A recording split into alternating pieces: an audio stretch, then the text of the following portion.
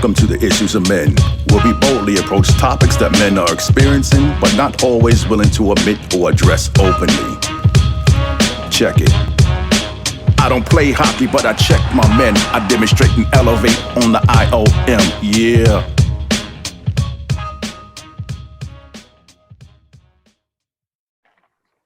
Welcome to the Issues of Men, Father's Day edition, where we boldly approach topics that men are experiencing, but not always willing to admit or address openly. Welcome. I'm the producer and host, Christopher Allen, and tonight we have our panelist, our guest, and over to our right, we have Mr. Maurice Sykes. We have Aubrey Owens, and we also have William Allen. And before I actually have you gentlemen to just give a brief introduction of yourself, I'm going to go ahead and give a special thanks, a shout out to the Carla Savage of Suki Natural Body Products, and also to Tammy Banks, CEO of Sugar Plum Celebrates, for supporting the podcast and providing questions number 5 for a panel to answer tonight, and on a Father's Day special edition.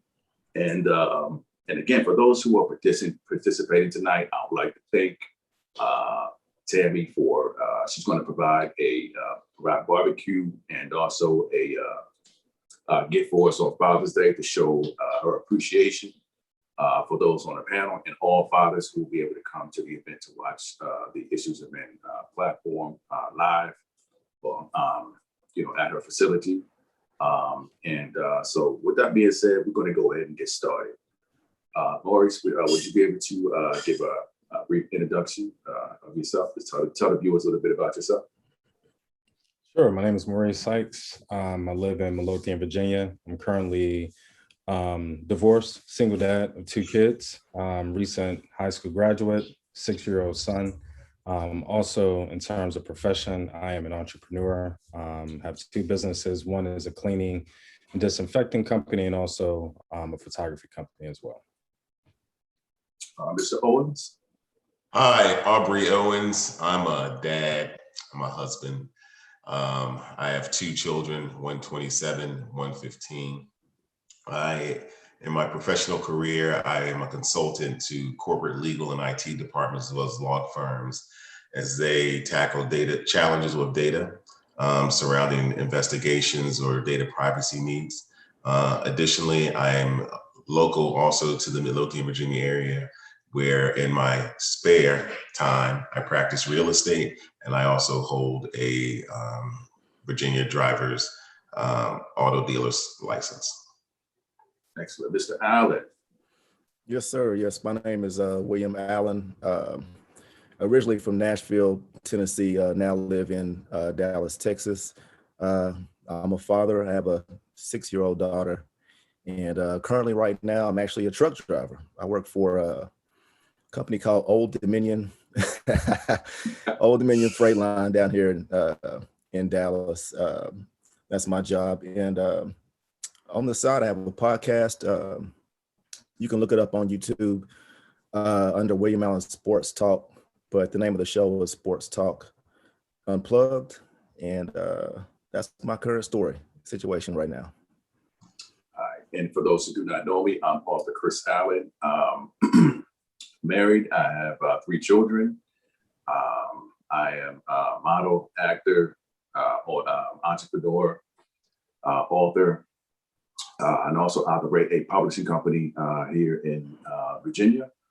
And that's pretty much it about me for right now, but things are expanding. And I have a few surprises for everybody coming within the next few weeks. So it's going to be a shocker. So with that being said, we talk about Father's Day, right? What is Father's Day? Where did the origin of Father's Day come from?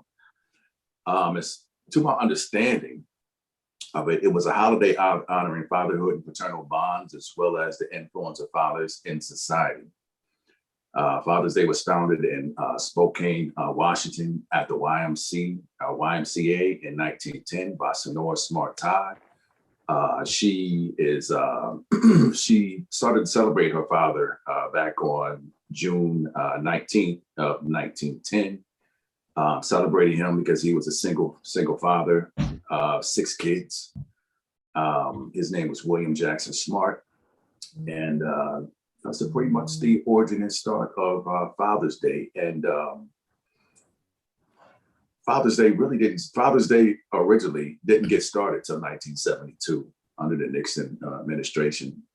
As far as I understand, or I remember, I thought that was strange, being as though they had Mother's Day back in the 1940s at some point that I remember. But it, met some resistance, but it finally got through. And we're gonna get into start on question number 1. So what I wanted to ask each of the panel members this evening, I'm going to start with Maurice. We're going to go with William, and then we're going to go with Aubrey.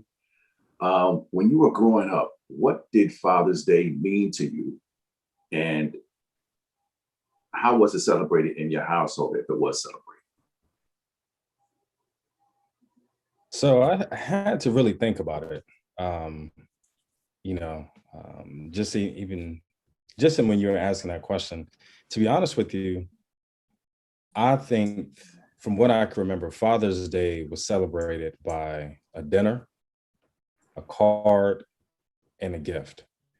And I think that's the only way we celebrated Father's Day for my dad. I don't remember it being a big celebration or a big to-do. I think it was just the acknowledgement of, just his presence, his support, his actions towards the family, and love for the family as well. Okay. William? Yeah, Father's Day was in our household. Well, my father was he's a minister. My mom is as well.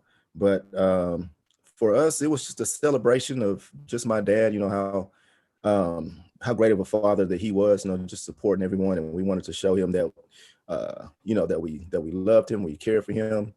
And for us, I think we would, something similar to what Maurice said, we would give him a card. We would go out to dinner. I remember back in those days, my dad, he loved those cafeteria type of restaurants, like the buffets. I don't know if y'all have those, but it's called, I think it's called Morrison's Cafeteria is what they had there in Nashville at that time. So also the church, I believe a number of times the whole church would actually go out to that cafeteria. Wow. And we would go out and have dinner with everyone and just, just come home and just let them know we loved them. And, that's gave them a card, just like I said before. And that's pretty much what we did for them. Okay. Aubrey? Yeah, so Father's Day for me growing up, like Maurice said, I had to reflect on it earlier today. And as I did, the thing I remember, and like William said, I was brought up in a very strong religious family. And I had a lot of men to be an extension of my father in that family. And we started off Father's Day in church, and it was giving praise and honor to God. And then it was giving praise and honor to the pastor and all the other men in the church that had some development point in my life, whether it was from the usher board or scouts or whatever it may have been. And then it was my actual grandfather lived very close by, so we would go visit him. But as far as the cards, I can't remember picking out a card. I remember being told, sign this, boy. And that's exactly what I did. And when it came to my father was a very simple man. So giving him a card, he didn't like to eat out. He would not eat out at a restaurant. So like William said, we go to Morrison's and Piccadilly and eat for him and bring him something back. But he would not eat out. He always wanted his meals cooked. And that was a day when my mom made it a point to celebrate her dad, and he was either a part of it or he chose not to be a part of it. Got you. And as far as my household growing up, it was definitely one of those things. Like there were times that A group of family members, they got together, went out to the park to celebrate Father's Day. Groups of families celebrating their fathers, and the ladies cooked to serve the fellas. There were other times where, I might have done some household chores, earned some money, or, asked my mother or father for some money or something like that. And I would go out and get a gift. And, sometimes it would be at the house. We would just come back and give them the card, and, my mom might cook, or sometimes, we went out to different places. I know here they talk about Golden Corral, and they got a couple buffet places, stuff like that. But that's primarily how it went. And I remember having enough money to maybe to get, some socks or get some T-shirts or something like that, a tie. But I remember a few times me getting some Old Spice. And so as I got a little bit older, it's like he kind of got in my ear and was like, don't give me some Old Spice. He had like a whole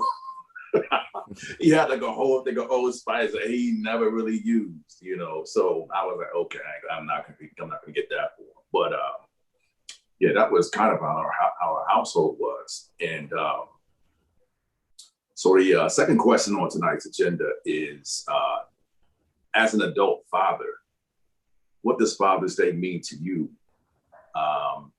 And describe what changed from your perspective as an adult. And would you be able to kind of explain a little bit, how your household celebrates Father's Day now, as opposed to what it was celebrated then? So we're going to start with Aubrey. We're going to go to William, and we're going to go to Maurice, third, then myself. Yeah. So I'll tell you, today, Father's Day is special. I am privileged and blessed that my kids actually want to spend time with me still. So Wow. them making the initiative, and they know for me, the first thing we're going to do is go to church. And I wish that would be the case this year, but they'll come over and we'll watch church online. But before Father's Day is even more special, because we'll do some community service project on the Saturday before. And it's one of the things that, from rearing my kids, I've instilled in them that in order to succeed in life, you have to give back. You have to always be willing to help another one. So Father's Day is just a celebration of the example that happens every day, right? It's not really, I don't need the hug, the cards, and so on and so forth. What I look for is we continue to do what we've been doing. And that's how it's changed for me, because I wanted to, ever since the experience of knowing now as a father, compared to, like I said before, with how my father treated Father's Day, I wanted it to be inclusive of my family, my children especially, whichever wife number I was on. I'm on number 3 now, but and that's how I celebrated today still. So that's what I look forward to next week. We'll do a community service project the Saturday before, and we'll watch church together, and we'll break bread somewhere. Nice. So for me, Father's Day is a little bit different for me, because just in a sense that, to be honest with you, my life in the beginning, it wasn't really taking all the right turns. There was a lot of, I had a lot of ups and downs before I even got to where I am today. So I've got to thank God for that. Like I said earlier, my father, he was a great father, and I always wanted to emulate, him as being a father, because it was kind of funny, because in our household, I've never seen that man get upset at all. Like one time, there's been times where we take trips and I blow up in the car, but this man never gets upset, like, period, at all. But what does it mean for me? I see in your question, it says, what does it mean for me? It means a lot, in the sense that, like I was saying, I never thought I'd get to this point. So it's really special for me. I've been married for 6 years now, and our little girl, she's something else. She bounces off the walls, and I actually never thought I would be this just have this feeling of just love and endearment towards her and just my wife and everything. So it really does mean a lot to me. We do well, like Aubrey was saying, about going to church. We haven't actually been to church since the pandemic started. We have not been. It's been over a year. So we do try to catch some of the things online, like Aubrey was saying, and it's just been an overall blessing. It means a lot to me. Do I get the card? Yes, I do get the card, and we do try to go out to eat, and they just try to love on me, that day, and then I may feel like go away for a little bit. Let me have a little bit of time to myself. but that's pretty much what we do, and I love it. Father's Day is it's a good day for me. I can say that. Maurice? Well, I will preface my response by saying I don't want to sound negative, being a divorced dad. So Father's Day to me is like a double-edged sword. So what it should mean, I feel, is that, you're appreciated, you're honored, you're loved on a little bit. And, it's like growing up. Everybody knows dad's supposed to get a big piece of chicken, but sometimes that don't happen. Sometimes dad gets slighted. So I feel like with me being divorced, it's really like me planning my own day to celebrate myself. My kids, they may get a card. There have been instances where I haven't gotten a card. So for me, Father's Day is, I'll acknowledge it with my dad and my brother being there together with them. But it's kind of bittersweet because similar to William, if I want to do something on my own, it's like, hey, just, it's good to see you guys. Just let me enjoy my quiet time, my peace. But I do feel that it should be a day that, like Aubrey saying, it's inclusive, because I wouldn't be who I am if I didn't have my kids to challenge me, to help me to grow, to, make me think outside the box, make me change some of my toxic ways. So over time, it's gotten better. The kids, they may, like I said, they may get a card, or, they may even make breakfast, but I'm just looking for the day where I'll have a wife and, they can plan something together. So that way we can start making traditions. Yes, we will go to church as well.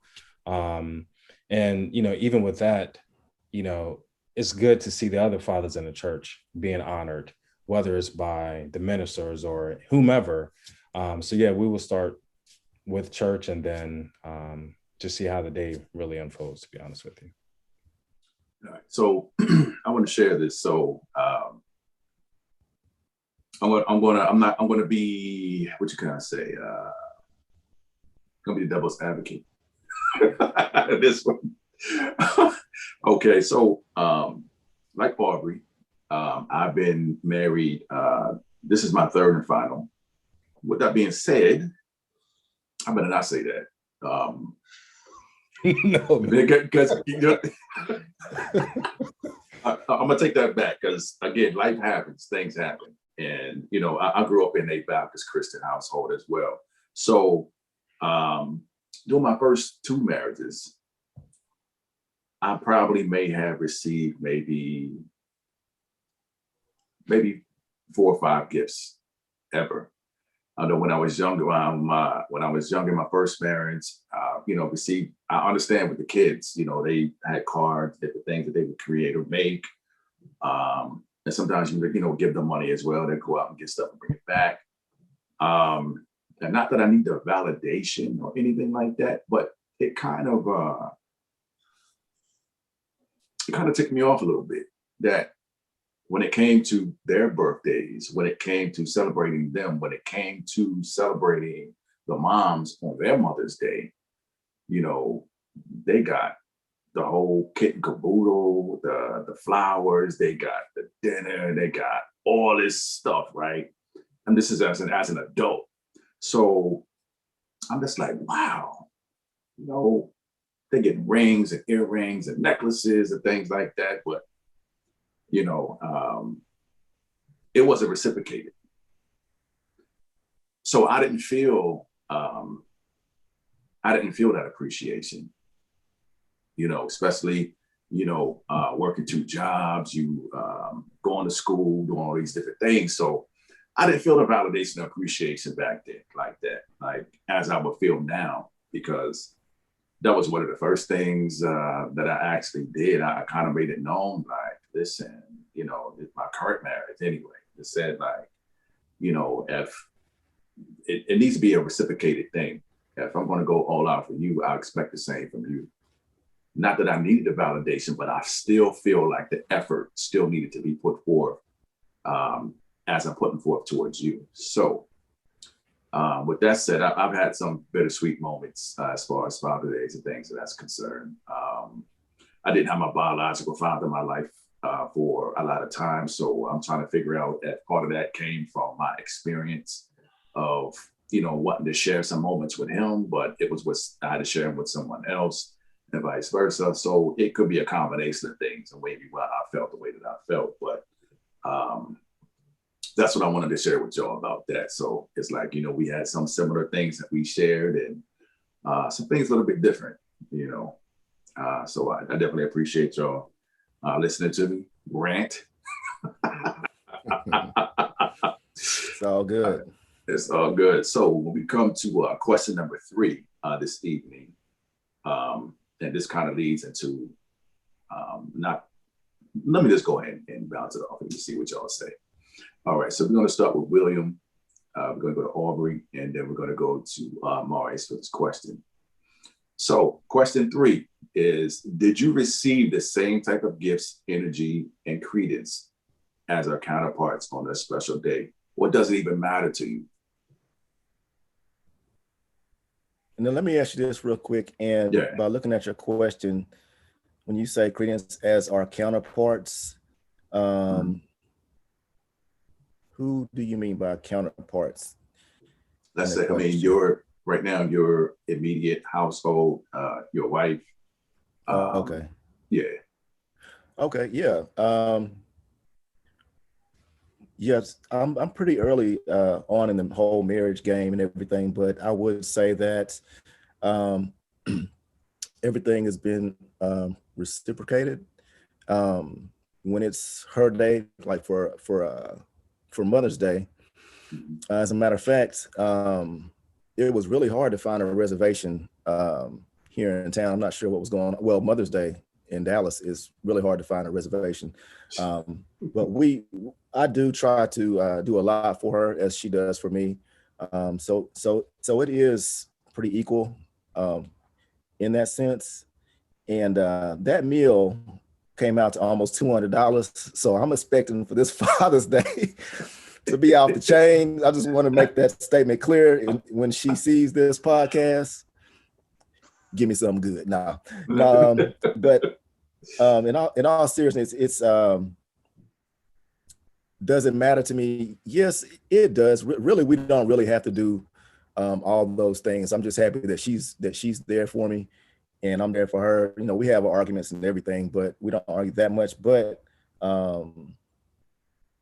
it does matter to me, and I'm pretty sure it matters to her as well. Now, could you imagine if you forgot and you ain't bring nothing, or like, woo-wee? Oh no. I have a pretty good on my phone. It will tell me, it will remind me of certain days, birthdays, anything. I need my phone to do that for me sometimes, but I pretty much, I try to stay on top of it, because if you don't, I've been in the doghouse. Matter of fact, I was just in the doghouse not too long ago, because my brother-in-law, we kind of did some things, and I was in the doghouse. But anyway, that's whole nother story. And so let me pass the mic on to the next guy before I get in trouble. because I'm still a little bit in the doghouse, but Come but on out, yes. brother. Come on out, cuz. Yep. All right. You know, this question, Is it loaded? it is loaded for me because, you know, I'm different, right? I'm blessed in such a way that I shower my wife every day. You know, and that was all three of them. You know, the two previous, and I still do the same for this one. And in doing so, I don't expect to receive the same ever, right? Because I'm doing what I want to do. I'm doing what I choose to do. I'm expressing me the way I know how best to show her that she is forever important in my life. Now, she will tell you that I overdo it. She will definitely tell you that. But her girlfriends will tell her to shut up, if you know what I mean.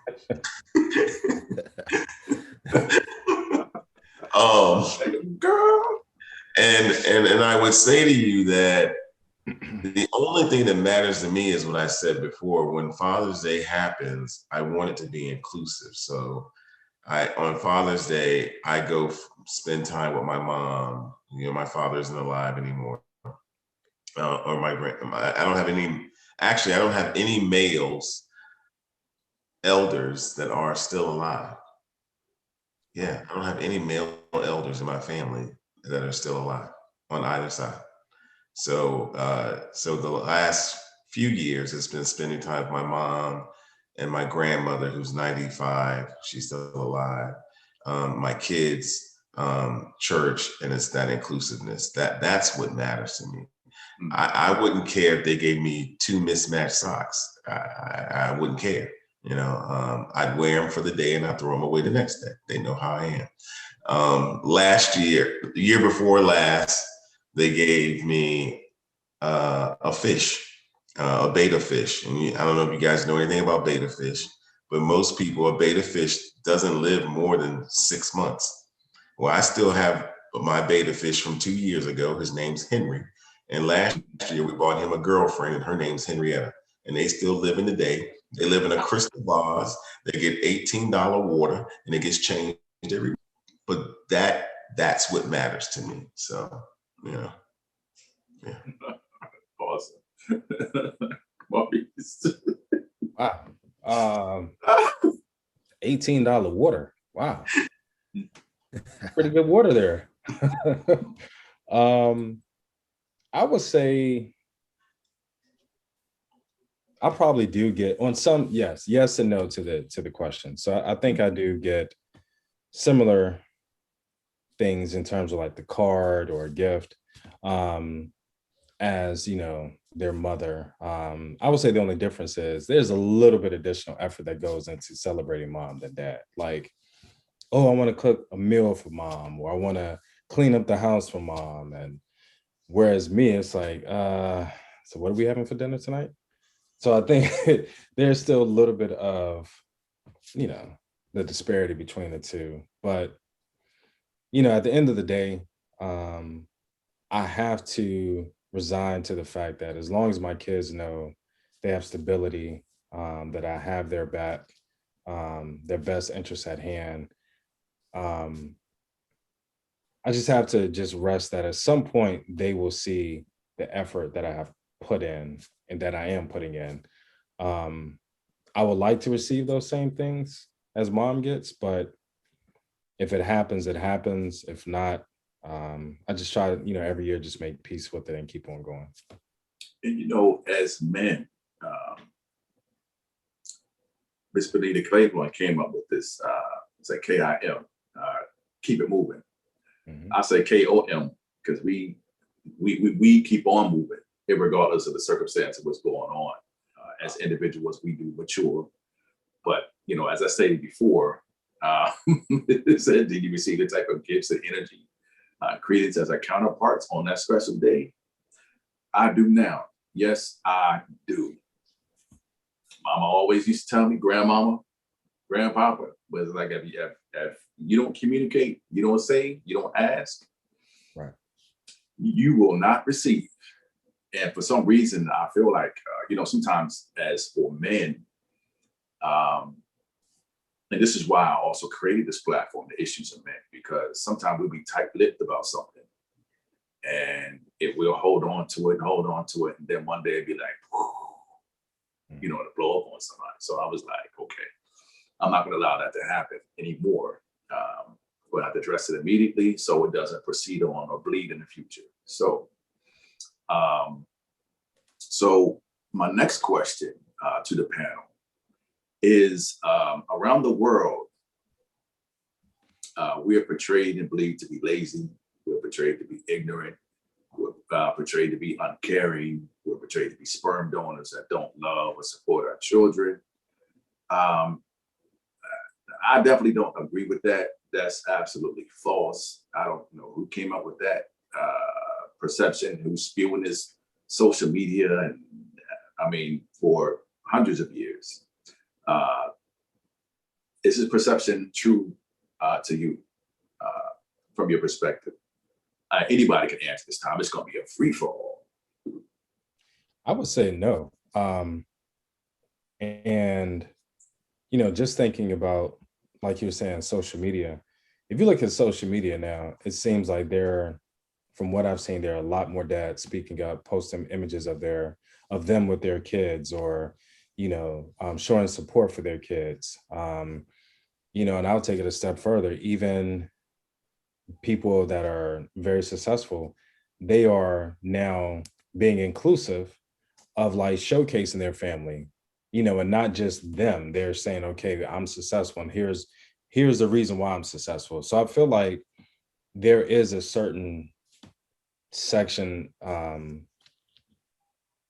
I do think on some level people still have that perception, but I would like to think that that narrative is changing. And then two, if that perception is still lingering, you have to ask an additional question. So what have you experienced within yourself to make you feel like this is how Black men are?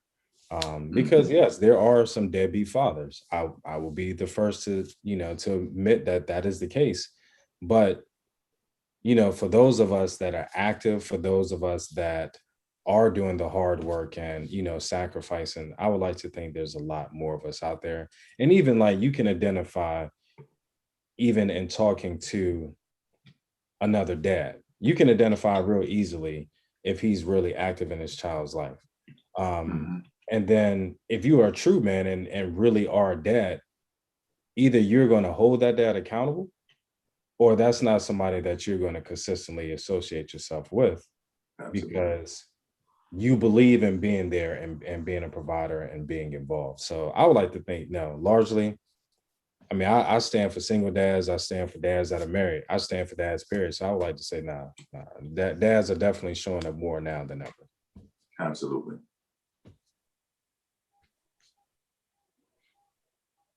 I'll tell you what, I'll go ahead and jump on in because I was just looking up on Google, and I know we're talking about how the Black family is perceived in that light. Let me just go back to your question real quick. How we're portrayed. Right. Sperm donors, man, things of that nature. I think some of that is false, and I think some of that is based off of a couple of stats or statistics.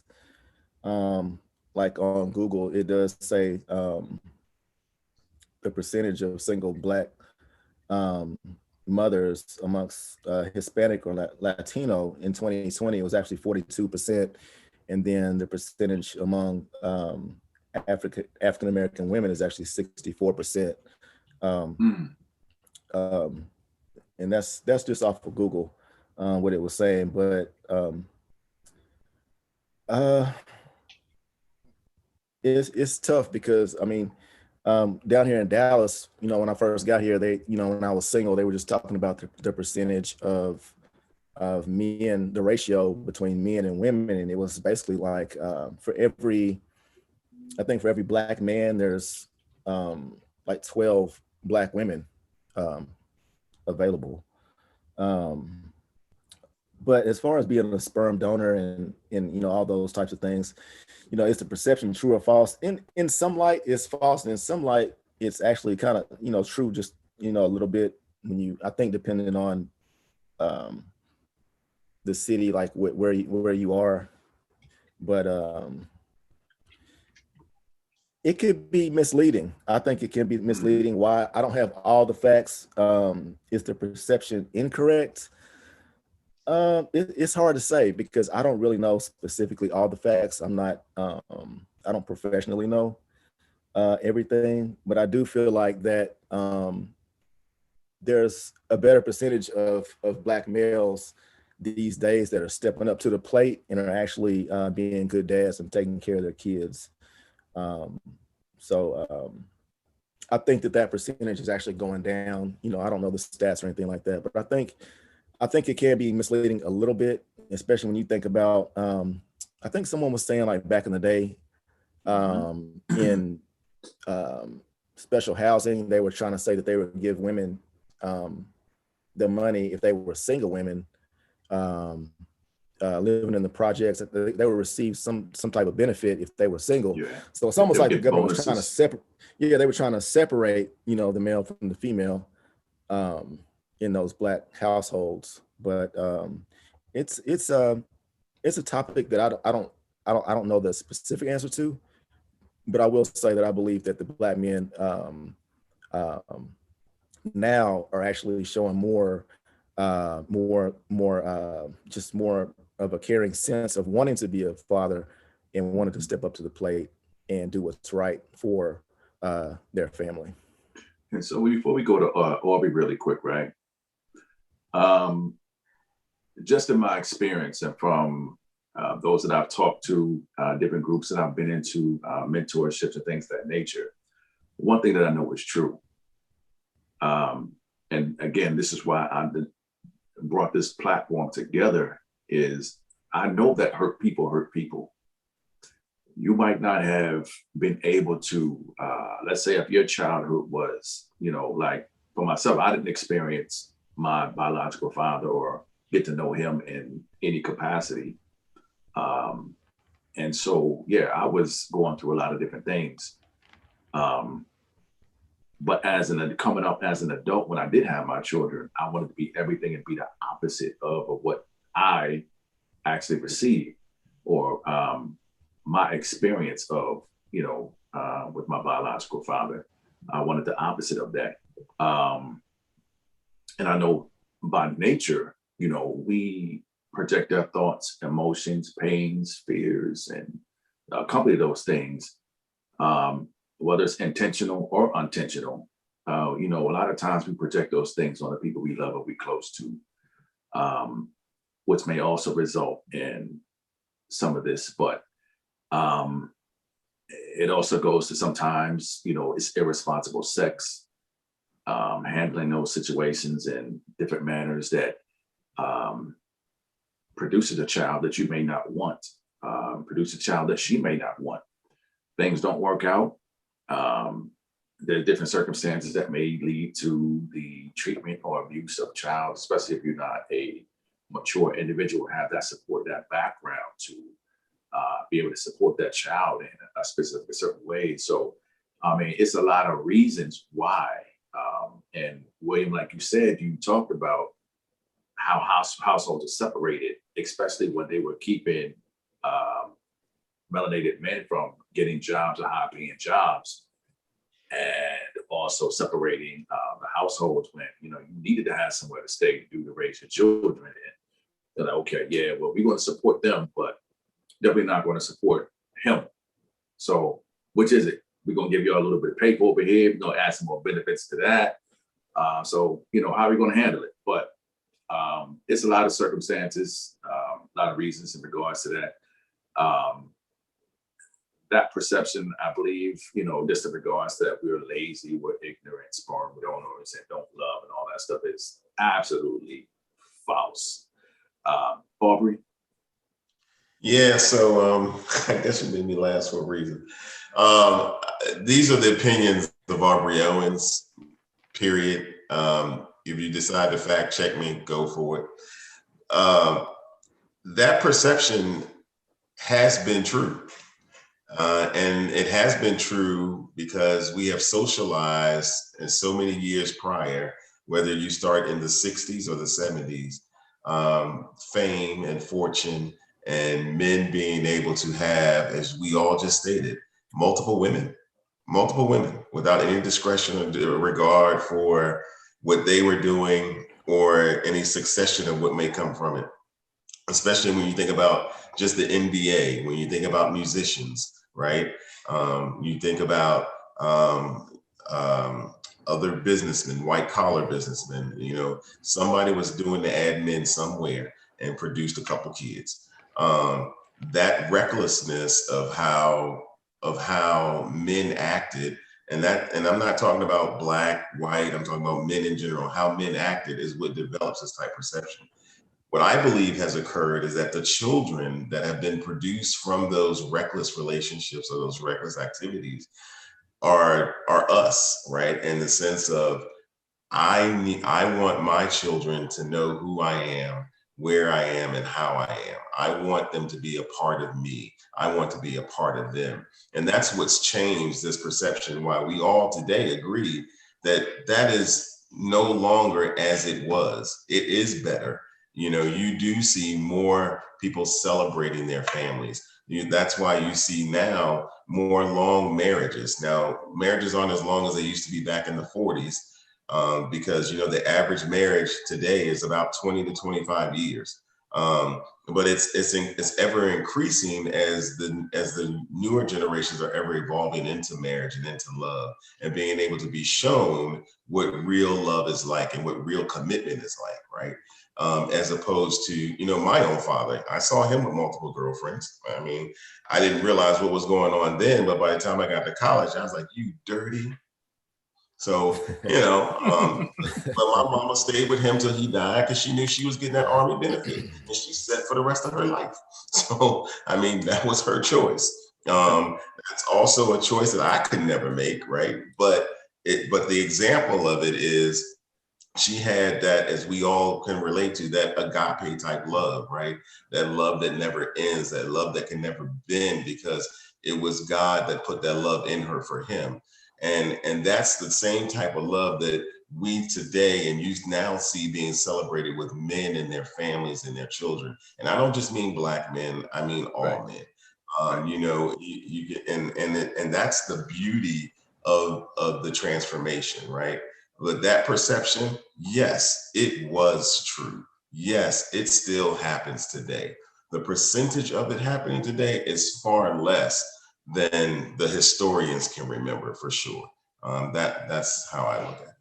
Can I jump in here real quick? There's Yeah. one thing I want to say real quick, and that's I think the writers sometimes I don't know who when I say writers, I'm talking about Hollywood. I just think that in all honesty, I mean, if you go back and look at some of the movies, because a lot of young kids watch these movies and they want to act like these guys, you know, either if they're the drug dealers, the rapper, or the NBA player, whatever. But a specific movie that I can think of is Boys in the Hood. And when that came out, I was young, and I don't know if you guys remember. I think the main actor was Kane. Yeah, I think it was Kane. It was his name, and he got a girl pregnant, and then he didn't want to step up to the plate. And I'm sure a lot of kids were looking at that, you know, at that time, because when that movie came out, that was a big deal because there wasn't that many, you know, all black movies that, you know, were coming out at that time, so it was a big deal. But, you know, I just think that the writers need to be kind of you can't handcuff them in a sense, because I mean they're going to use their, you know, right to their, you know, how they see. I don't know if it's how they see the black community is being that way, or what the situation is. But I just feel like they kind of need to be watched, and whoever decides to put it out maybe should change it a little bit to put us more of in a positive light as men with, you know, that want to take care of their families. And, you know, William, Aubrey, and Maurice, one of the things I definitely would say, look, he'd be like, Joe, does he stay? Remember that song? Oh yeah. But I was like, it's very difficult to stay when you're in survival mode. Right. The Sure. only, especially for men, the only thing that is, you want some type of relief or reprieve. And a lot of times that came through whether that was your vice, whether that was through sex. And back then too, not that I'm aware of, if it was, please correct me. A lot of them didn't have any contraceptives or anything to protect you. And sometimes when we out celebrating or trying to feel better or feel good about ourselves, we get into certain things and things happen and things get produced. And not that you necessarily didn't want to run away from your responsibilities to do, but having the means to support families and to support children and the things of that nature, those things did happen. Again, this is why I created this platform to address these issues and by us all. And that's not including us. We're on the forefront a lot of times in the social medias and the news and things of that nature, but we have to do better as a whole, as a people. And I think we have, and will continue to do so moving forward. And this kind of brings us, Maurice, did you answer this question? Yeah, I did. Okay, I just want to make sure. Yeah, I did. So question number 5, the influence of us is huge, is very impactful. I can say that personally for myself. But her question for number 5 is just saying, as melanated fathers, knowing that our children mimic what they see in our relationship with them has a direct influence on their behavior and the impact on our communities that we live in, right? What can we do as fathers to improve the relationship with our children to impact better outcomes in our communities? Anybody can answer this because I don't want to go in any specific order, but hey, this go ahead and throw the one up and run with it.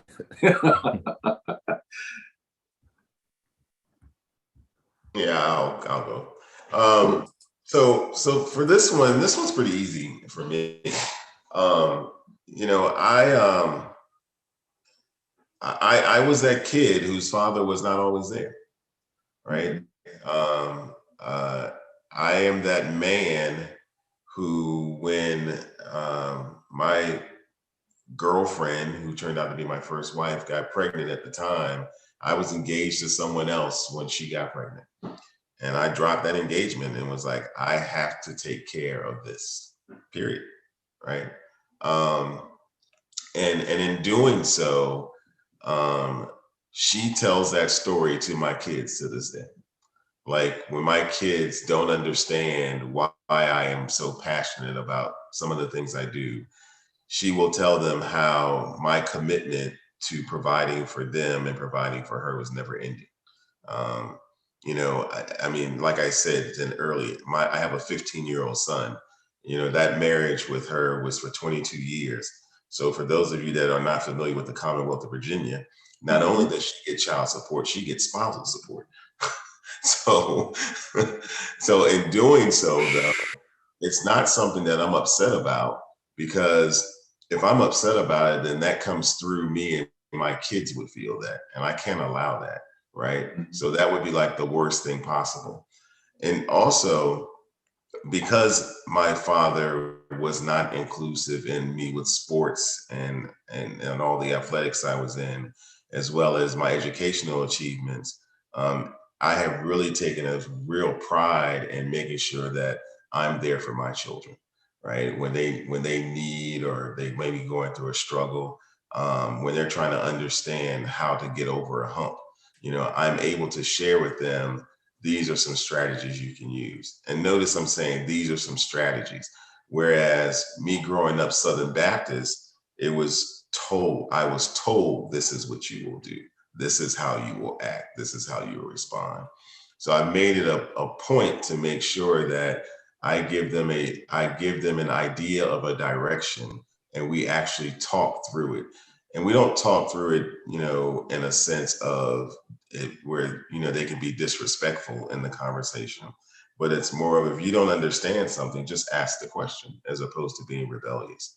But rebellion can be good at times, because everybody needs to smell their own butthole, right?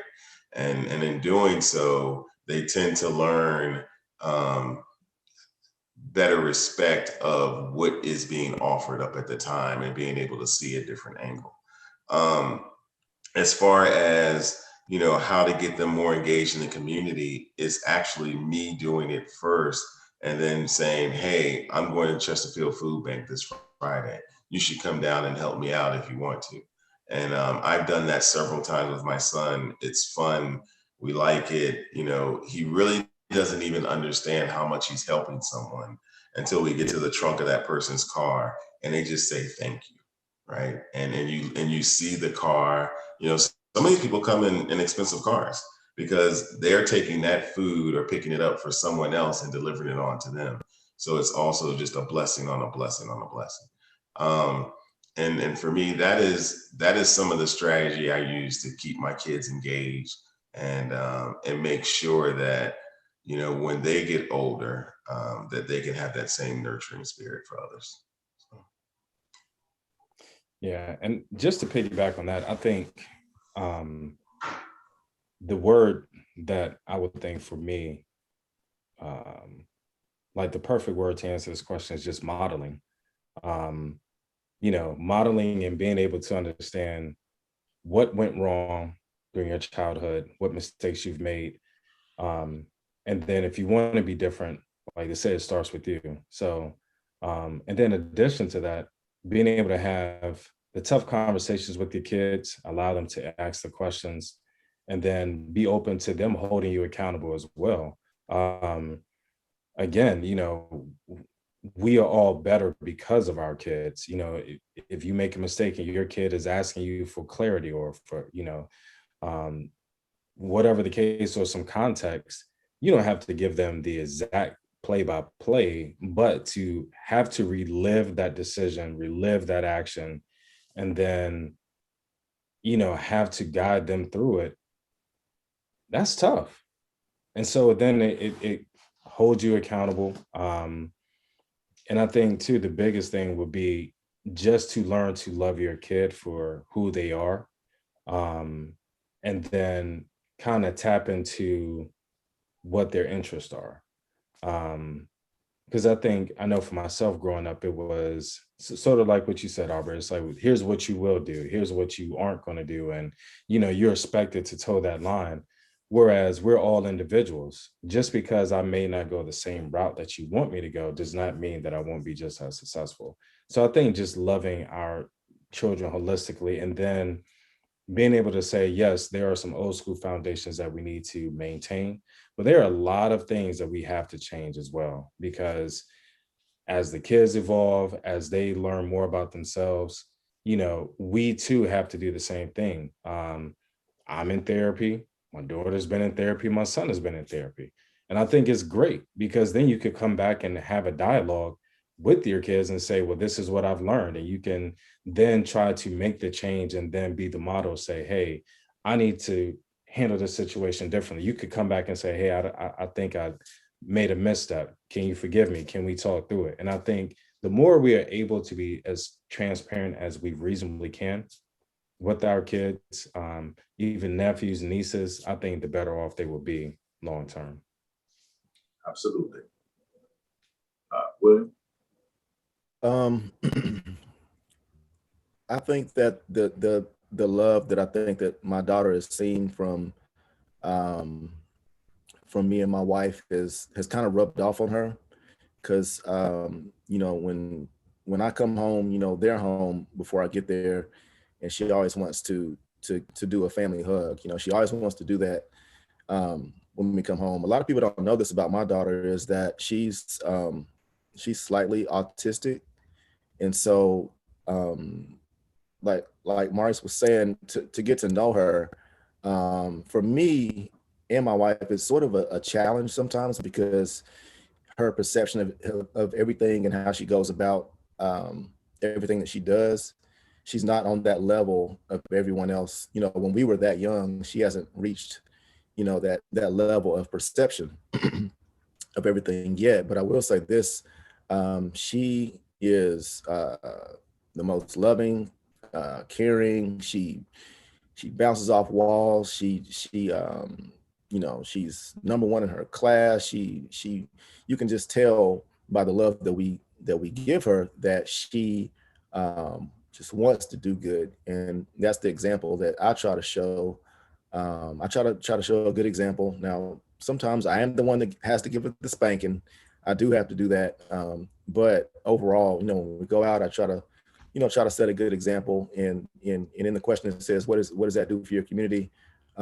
As she moves forward in her life, you know, I hope that, you know, when she grows older, that, you know, she treats everyone with respect, with the same love that me and my wife show her. And it's funny, as Black men, I just want to say this is kind of a little bit different, man. I'm talking about a little bit about racism right here. I didn't really experience that much until I got down here. I noticed that there's a little bit of racism, you know, that caught me off guard. I'll say that because I was living my life just trying to just live it and just trying to do the best I can. And I noticed some women wouldn't want to come down the same aisle as me, you know, and but for me, I just wanted to still kind of be like my dad in the sense of trying to just set a positive example, try not to get upset with people, try to just walk like you have some sense, you know what you're doing, speak like you know what you're talking about. And, you know, little do we know, people are watching us, you know. It even goes back to when, this is before I got to this stage, but even in high school, I was into percussion, and I went on to college to play the drums and things like that. And people actually watch us because as Black men, we're just different. You know, we just do things differently. We talk differently. Our swag is different. Everything we do is different. And it took me a little while to realize that, you know, our culture is endured by so many people. I don't know if you guys noticed that, but you know, the way we dress, from our clothes to our fashion, you know, just everything that we do. But I will say this though, for us to just act like that we have some common sense in everything that we do, and say things that bring everybody together, unify everybody sort of in a positive light instead of always trying to break people down. Now, don't get me wrong, I clown people. I'm not gonna lie. Sometimes my day goes better.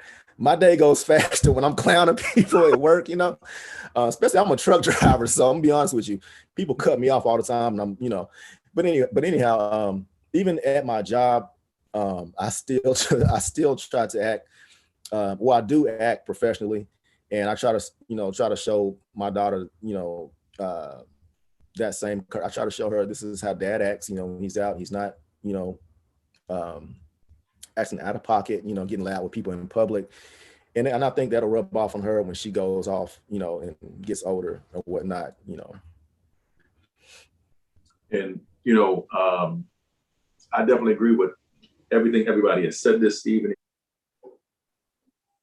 As a father, experience what I've experienced, seeing what our people was going through. I kind of raising my kids at a young age. They're babies. When they were even in their up through upwards of 10, 12 years old, I try to raise them as like hardcore little soldiers. Because I ain't know no different. I didn't know no better.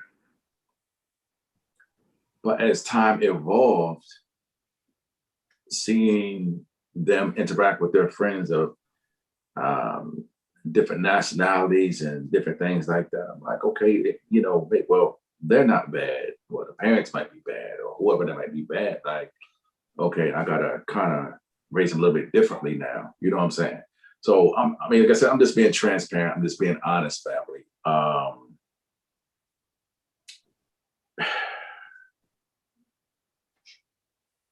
I had to do this because as they're evolving, a lot of them and a lot of their counterparts, their friends and people they're going to school with now, and they're out of school. Some are raising their own children, their families, and things of that nature now. They still don't take it as serious as what I was, but I made sure that they had that space about history and what happened. And don't take our history lightly. Learn from your lessons. And I tried to instill that in them. They told me I did not do a bad job. They just thought that after in separation of divorces and things of that nature or whatever, and I was single, that because of my nature or my space and being a child who was abandoned by his biological father for these reasons, like I would take on my girlfriend or somebody I didn't know, I could take on their children as being my own as well, treating like my own. As I was growing up in my household, we talk about for many years, from youth to high school, I think family may have only been to like maybe 4 of my games out of all the sports that I may have played. That played a major role and impact on even the esteem and the support level of what I thought about that. So I'm just saying to the parents out there, if you have your child who, or blended family, if you have the time, whether that's, if you get off work, whatever that may be, I would just really suggest that you take the time to try to support them as the best way as you can. Them playing sports or them playing music instruments, dancing, whatever that may be, whatever that child chooses. I would just say too that it was funny that William just said, like, Maurice also said that, you were told to do aspect of certain things and that's what you did. Like, there was like, you be a doctor, but okay, no, I want to be a physicist. I want to look at the stars in the night sky or whatever that is. I would really just suggest that the parents take their time and really support their child on what it is that they, what your child really wants. It's not necessarily based on you. And I think I kind of put some of my childhood traumas and things on my children who totally bypassed that. They went around that and rejected that. You know what I'm saying? They still did their own thing and turned into who they're supposed to be. And once I recognized and saw, like, oh, wow, I got these gems sitting here. I need to go ahead and support these gems for what it is that they have and what they need to move forward and grow with. I would just say too that there's no limit to transparency. I know when we try to protect our children from certain information and certain things, right?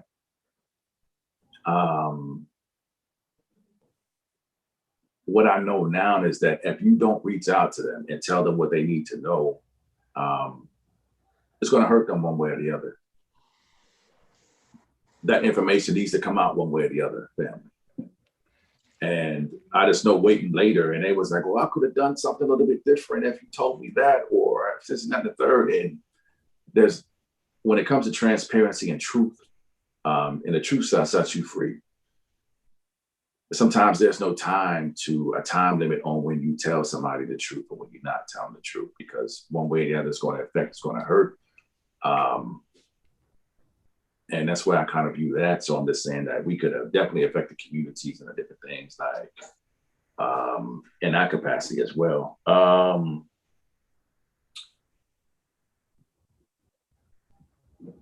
And teach them to grow. Like, don't fear of not.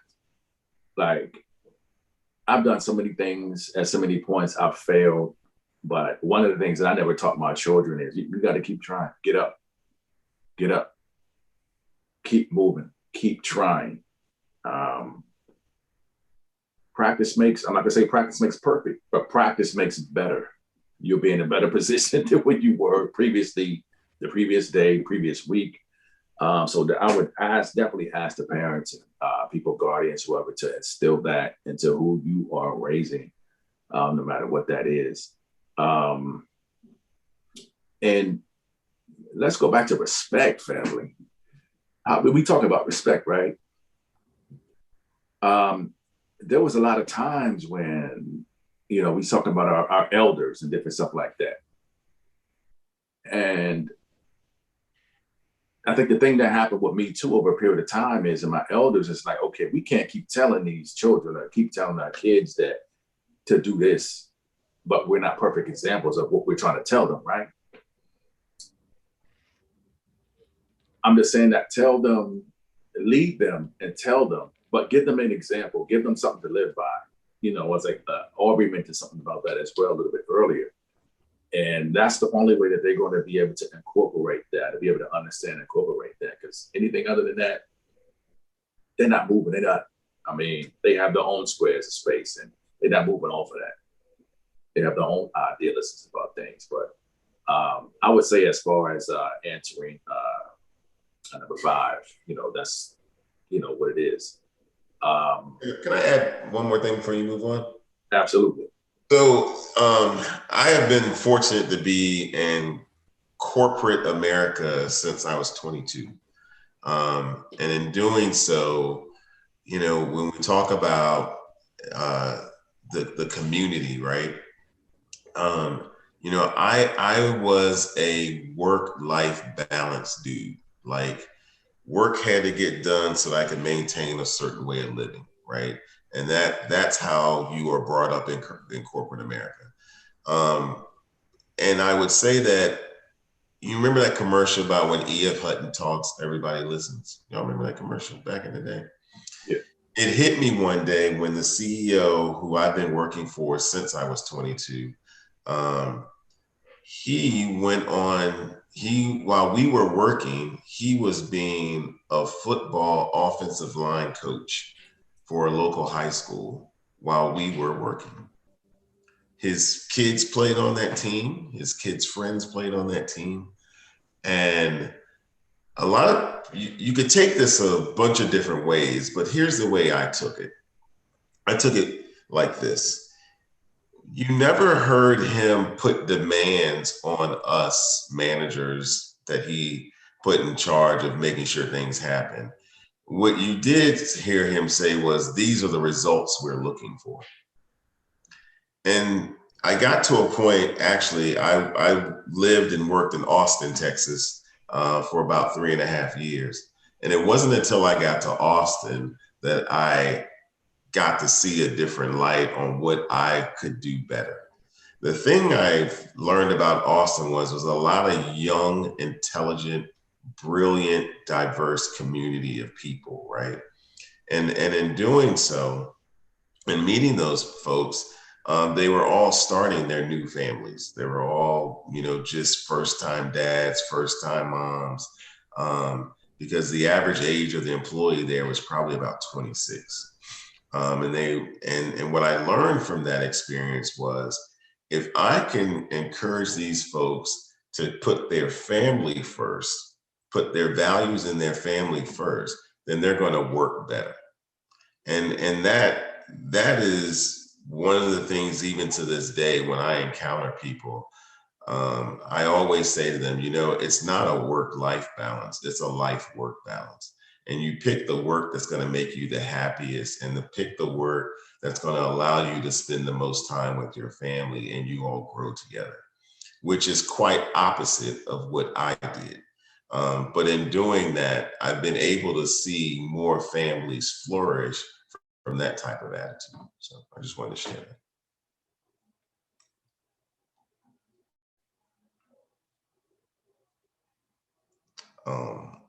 Chris, you're on mute, and you're on mute too, William. Can I ask you a question real quick, Aubrey, while Chris is taking a detour? What was it like working in corporate America? What was that experience like? I will tell you, being 22, my first assignment was in Philadelphia. I was the only raisin in the bowl. And it was a different bowl. It wasn't like the bowl at Manchester High School I went to, where I dealt with a lot of Caucasian Americans who had Confederate grandfathers, okay, and still lived on a farm. You know, the part of Hall Street I live on off of was farmland when I was in high school, and it wasn't farmland that necessarily welcomed me. Going to Austin, it was different because there was still in Philly, it was different because there was still a division in the city of brotherly love, where most Black people in Philly lived in North and West Philly. And I was in Center City. I was living at the Biltmore Hotel. I mean, I was living in Rittenhouse Square. And it was a challenge. It was a serious challenge. But because of what I experienced being in a high school, my graduating class in high school was 400 kids and there were 30 Blacks. I worked at King's Dominion, an amusement park, for 5 years. My mom had me in Scouts. She had me always in a lot of diverse environments. So that preparation allowed me to figure out a way to create a bridge when I don't want to call out the race specifically, but they weren't very receiving of a 22-year-old Black male being in charge of their 40-year-old life. You know what I mean? Yes.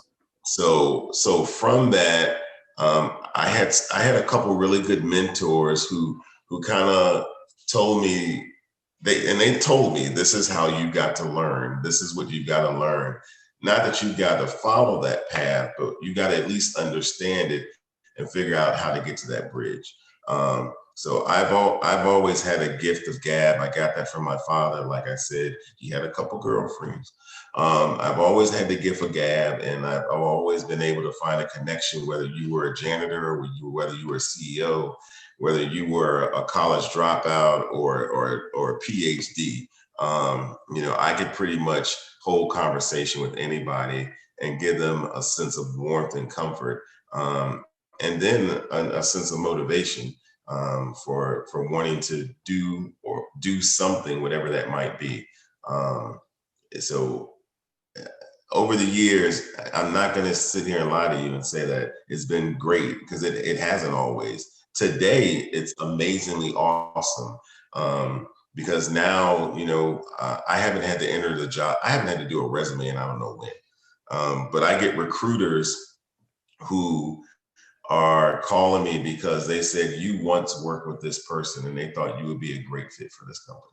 And that's a good feeling. You know what I mean? That's a good feeling for me. And especially in this world of companies trying to build better cultures, with all the inclusion and diversity initiatives going on, it's a great feeling. But I was brought up in such a way that, you know, I don't have a college degree.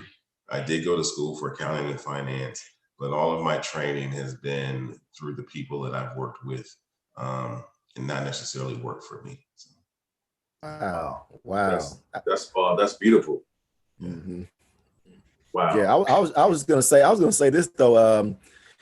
I actually I don't have my degree yet, and actually I had like 85 credits to 90 credits before I moved here. And then when I got here, I found out that nobody would take my credits, you know, and that's pretty frustrating. So for all these years, I've been sitting around, you know, my mom has been nagging me, do you want to go back to school? You want to go? Yeah, I'm gonna go back, but I never really said anything. It's funny, my wife went and got her master's, and then the same school she went to, I decided to just look into some stuff, did a FAFSA, you know, did some stuff, contacted the school, and all of a sudden I found out that I can do an undergraduate studies degree and finish out with 40 hours and get my degree. So I'm actually going back to school this fall. I'm old, but I'm actually going to go back to school. And after that, I'm gonna try to get a master's in management. And it's funny because, Aubrey, when you're talking about being, you know, when you were a young guy trying to manage older guys, it makes me look at what's going on in my job now, because I know there's actually, you know what, those guys are kind of old. I take that back. But still, but for me, I know that being a Black man, I know that's different because when they see a black guy having to tell you, what to do, then I don't really think that's something that, some people don't. I'll just say some people don't Yeah, like that it's very much. It's an immediate But, challenge. And right, but so, I oh, do go ahead. like what you said though about your boss, how he said I'm gonna take that with me though. These are the results that I need. He didn't come in anybody that type of way, so I'm gonna take that with me today on my journey in life, and appreciate you sharing that with us though. And two things, family. One of the things was he say you're old. How old are you? Who, me? Yes, sir. Say, bro. Look, don't even. You ain't gonna say it, but I would tell you this: there is never an age right now where you're too old to go back and get degrees and do whatever you're gonna do. I've spent, just on a transparent moment,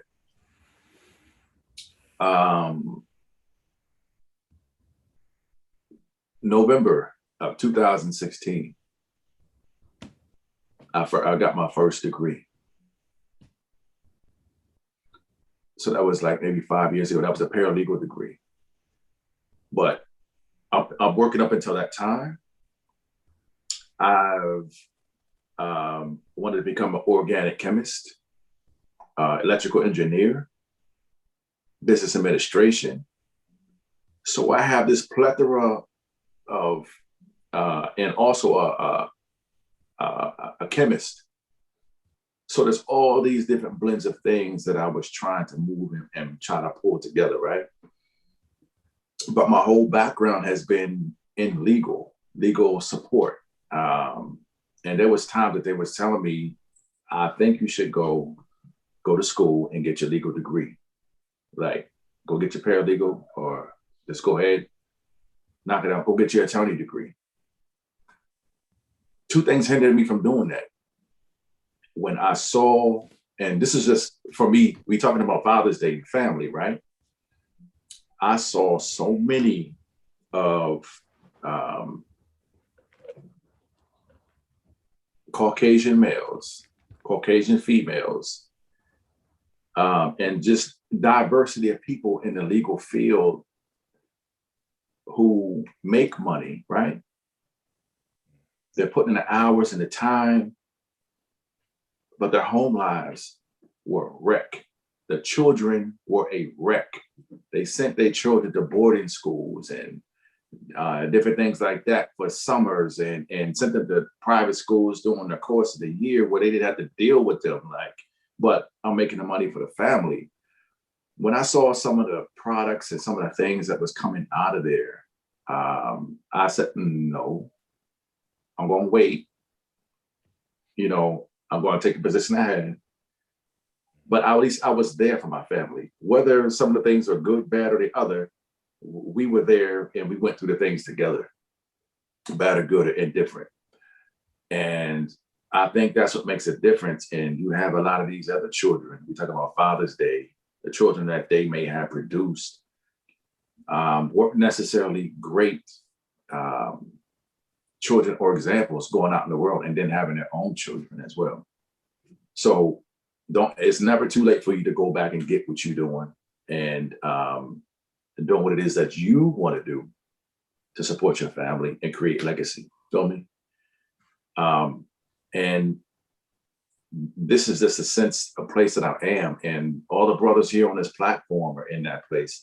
I would never be ashamed of my past anymore. I share that. I share it in my communications, my books. I share a lot of different things because I want people to understand and feel this, and you come out of it. And this is just a part of Father's Day as well. Sharing our transparency, sharing what we our ups and downs and our experiences. So they'll have a little bit back to look forward to. And this is what's going to lead into the next question, right? Is the importance of genealogy, right?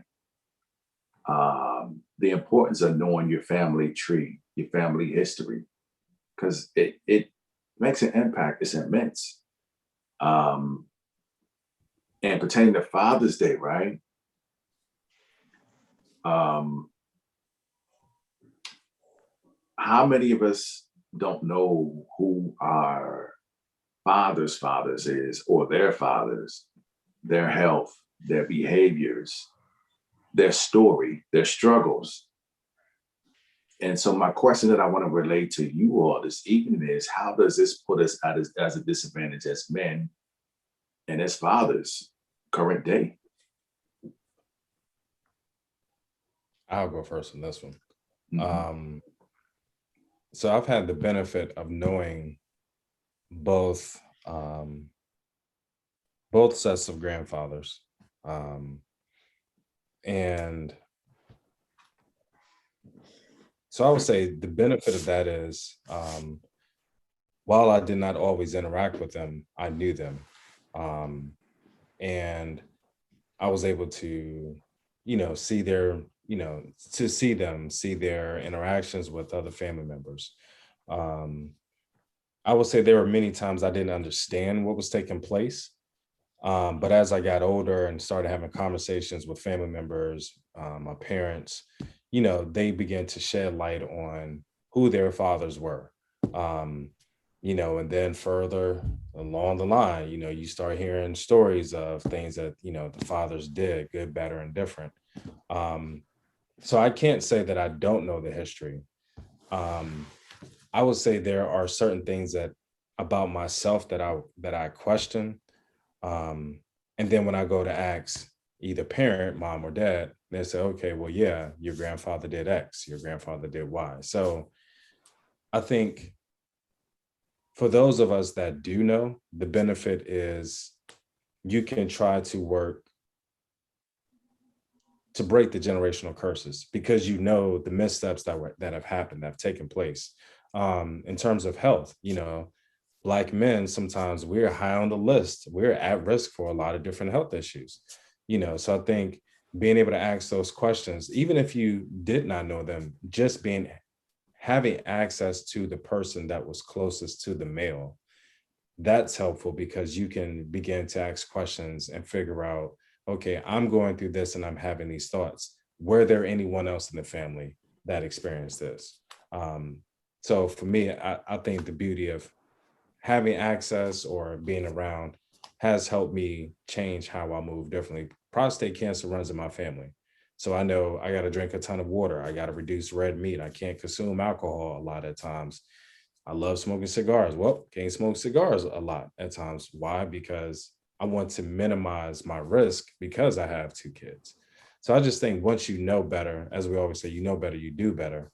And you just got to be willing to ask the questions and be prepared for the responses. Definitely thank you for your answer. That was like, I commend you on your transparency. William? Yeah, I was going to say the question of how does it put us at a disadvantage as men. I guess if you don't know, is a question that I really can't answer, is because I actually knew both of my parents' fathers on both sides. I got a chance to, as I was younger, I got a chance to talk with them, to do things with them, to spend time with them and just learn some things from them. And they were both family men. And, and my father was a family man. So that actually kind of guided me. And I knew that, throughout my journey in life, I knew that that's what I wanted to be. I knew I wanted to be a family man at some point. So could I see it being a disadvantage to some men that don't have those types of relationships? Possibly, yes. But knowing all of those men has definitely shaped and turned my life into the direction of wanting to be a father, a husband, and wanting to have a family. Aubrey? Yeah, so this is one of those questions, again, when I read this earlier today, I said, ooh, why Chris write this one? So I think I've said this a couple of times. My relationship with my father has taught me how to be opposite of him. And it begins with the genealogy. And I know I was blessed to know my father's father and my mother's father. And my father's father, you know, my grandfather's name was Hank. All right. And Hank was in Tampa. Hank was a master general, somebody in the army. And Hank had so much pull in his life that my daddy served in Vietnam in his own father's battalion. Wow. I don't know if y'all know how wrong that is, but it's extremely wrong, right? Wow.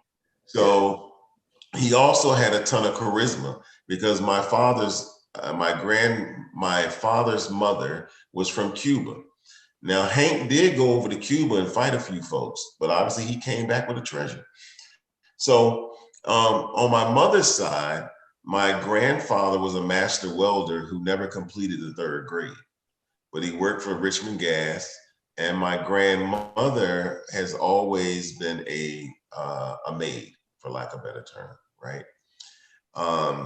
And knowing that path, you know, my own father, he was an accountant. He was tons of charisma, tons of street smarts, tons of book smarts, and he used every piece of it to get every advantage in life he could.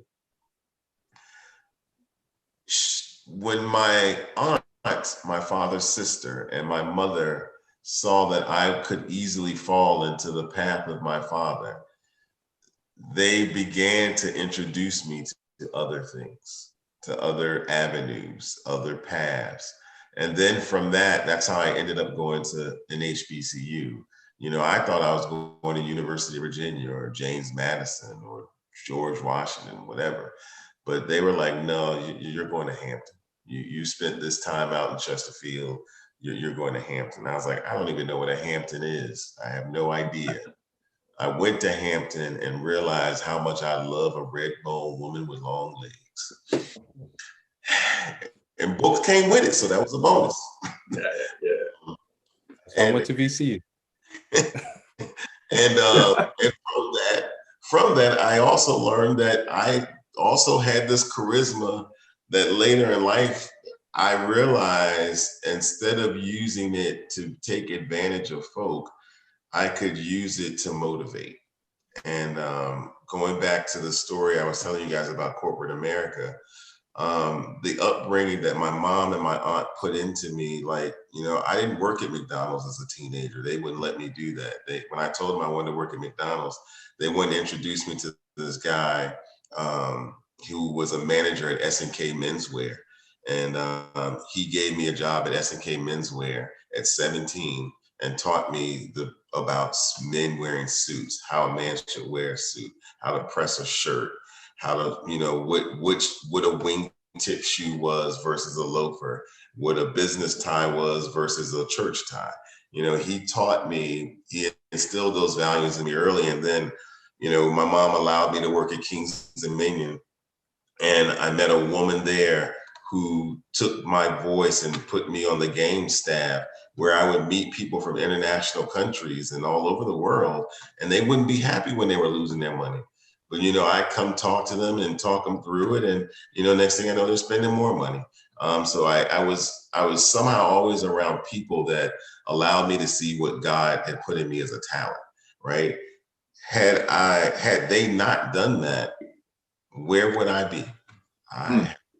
I can only imagine that I would be like some of my other cousins who were not able to leave the path that was originally laid out.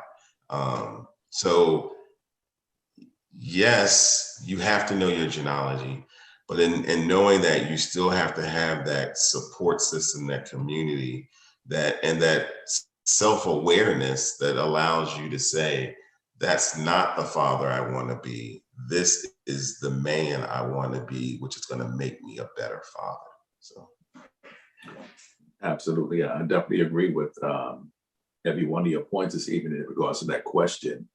And I think, you know, one of the things that I definitely recognized early on, I wasn't your average normal kid. there was something about me as far as discernment, be able to, and intuition. So I was able to recognize, quote unquote, generational curses or things that were happening in my prior family that I was like, okay, no, I don't want to be a part of that. But it's very surprising that if you don't share or teach your children, or even, although you know that they're there, if you don't keep that reverence about yourself, you'll end up doing those same generational curses as it was done previously, before you arrived here. So it's very important, not to hate, not to hold on to specific aspects of your life, or be able to have things consume you, because the generational curses will, again, they'll come and attack you and becoming a part of your manifestation in your life. Like I said, I've learned that, as far as, and we're talking about who we did not want to become or be like. So, you talk about womanizers, alcoholics, men who went to work every day to support their families, but they were abused and, belittled at their jobs because of, you had oppressive people. And they come home and, there's a saying that you talk about, you drop it on the people that you love. Not that you don't want to or mean to, but they're the ones that's available a lot of times. Could they have handled things differently? Yes. Did they have the understanding and know-how? Maybe. But at the same time, they had to deal with what they had to deal with.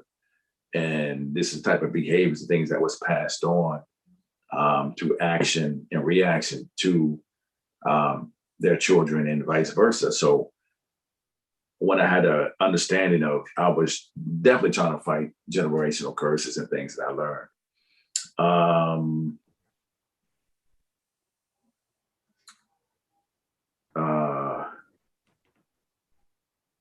Health issues, right?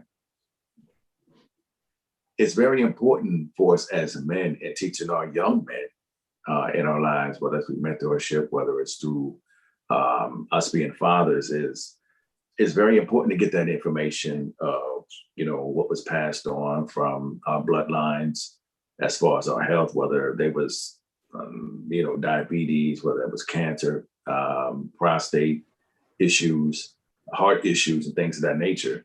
Knowing that information, or whether they have addictive personalities, mental health, and things of that nature, is very important that we will be able to gather the information so that when we talk to our children, it's like, hey, our family has a history of X, Y, and Z.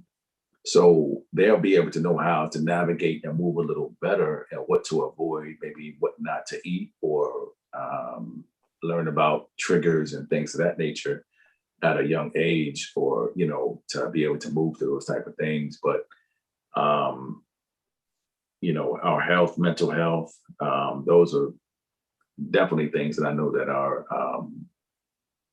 especially I know my biological father has experienced. And again, a lot of things transformed him. When I got the full information on how that was going, it allowed me to understand and see. You talk about generational curses, things of that nature. Go back to that.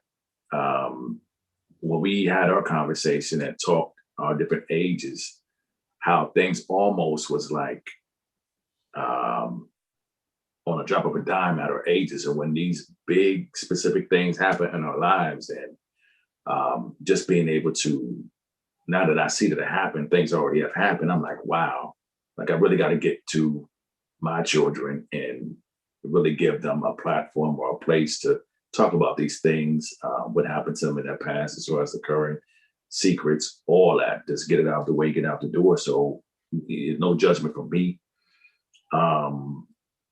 And I think as fathers and mothers and things of that nature, that taking away that judgment and giving them a place to come talk to you means everything. And I think that's what we would need to continue to do. So with that being said, did anyone want to, add anything to that, or before we move on to our last and final question for the night?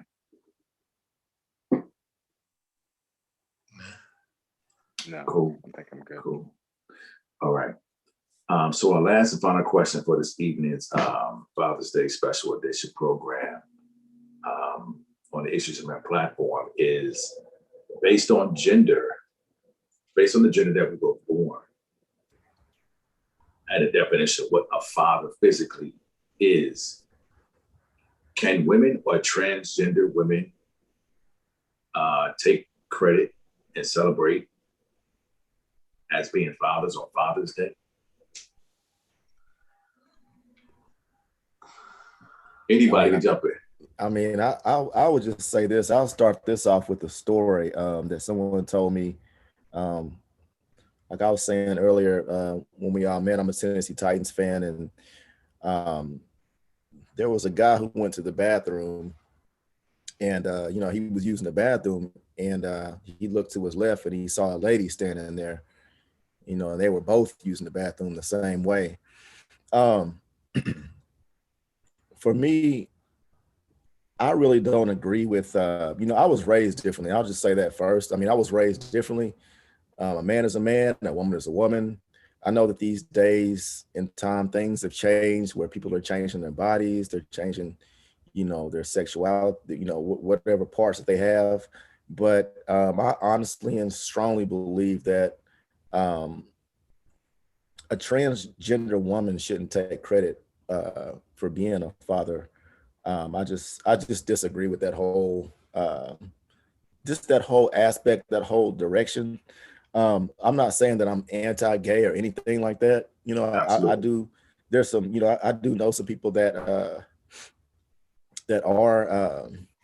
gay. I don't know any transgender men or women, but I do know some people that are gay, and I strongly believe that when you're a man, you're a man. When you're a woman, you're a woman. It's just simple like that to me. Should they be able to celebrate Father's Day? No, I don't think so. Not at all.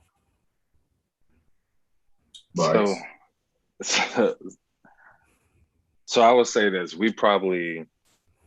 I've enjoyed the dialogue. I would say we probably won't agree on this one. I'll just throw that out there now. I feel like, so I don't look at it so much as being whether it's transgender or whether it's a man or a woman. I think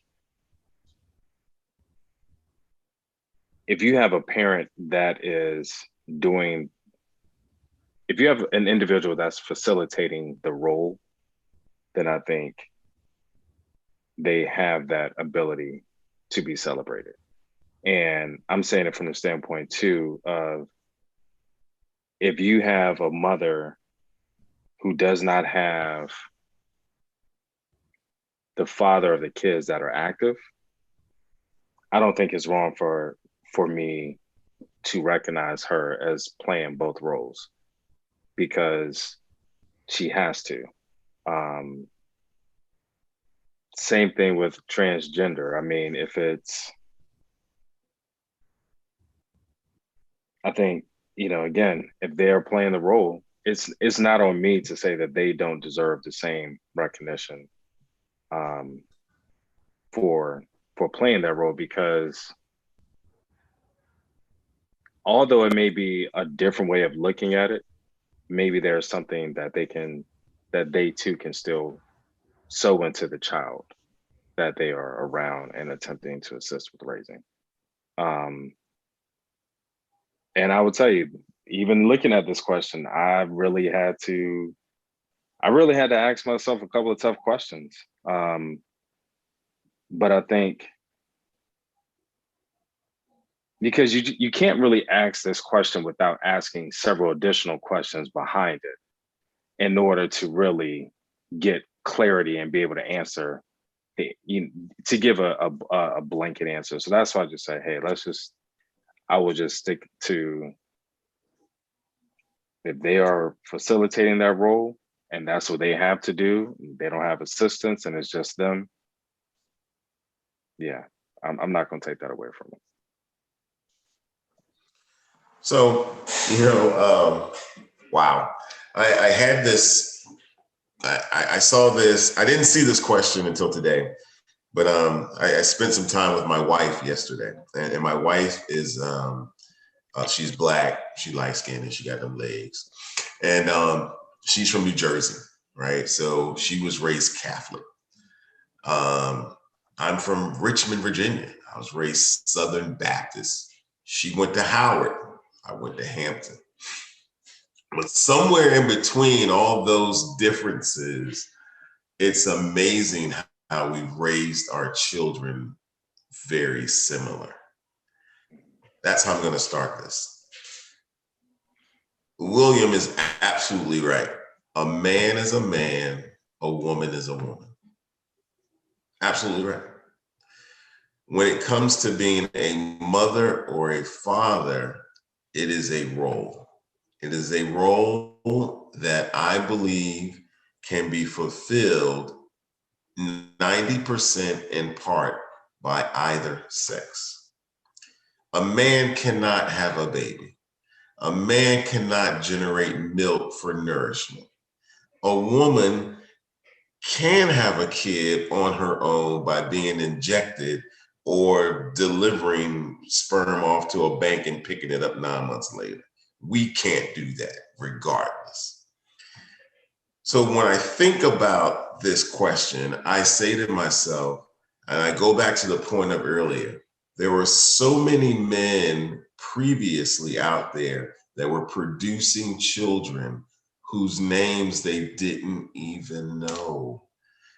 William made the stat earlier, whether how, I can't fact check it, but I think he said 64% of Black women are single mothers. I think that's what you said earlier.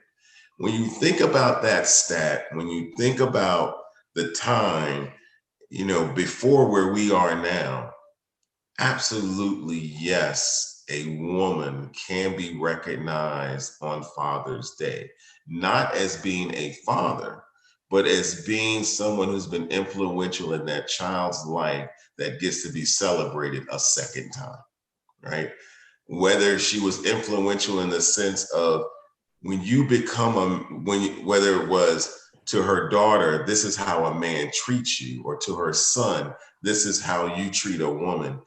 Chivalry is not dead, right? And daintiness is not dead, right? William, you got a 6-year-old girl. I'm gonna guess she likes dresses and mommy shoes. You know what I mean? You can't put on dresses and mommy shoes, but you can go to Macy's and say, hey, baby, which one of these is cute? You right? I mean, that's what I did with my daughter. I can't do hair, but I ain't afraid to twist a ponytail. I ain't afraid to do it, right? My son, he's with his mother for a week. He's with me for a week. He doesn't wait till he's with me to say, hey, mom, I need a haircut. Or she doesn't wait.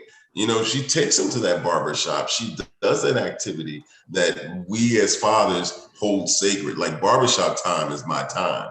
But in my blended family, I have to realize that there's got to be that flexibility there. So in doing those roles and doing those things, 90% of it can be recognized on Father's Day, not as a father, regardless of your sexuality, but as an individual who's supporting a child's upbringing. And again, I go back to my first thing.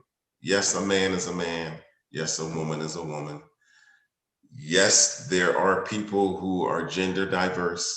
I'm still learning how to embrace that, right? I have not always been one to do it, but I don't look at them any differently. What I do though, because in my corporate job, I'm on the Inclusion and Diversity Executive Committee, right? And one of the committees is WG. Yeah. So, but in doing that, I take the initiative to read the articles, especially this one on pronouns, to better understand why they're saying what they're saying and express how they feel, and then figure out how I'm going to embrace them in such a way that not only makes them comfortable, but makes me comfortable in acknowledging them, right? Mhm. Like, I'm not shunning on them because they chose this path. It's not the path for me, but who am I to judge? God is the only judge. God is the only one that can say to you at your day of reckoning, this is what I expect of you, my son, my child, right? My daughter, whatever it may be. So that's how I'm going to leave this, and saying that 90% of the role can be filled no matter what your gender is. And, I definitely agree with everybody said this evening. For me, from how I was raised in the Baptist church, Christian Baptist church, is that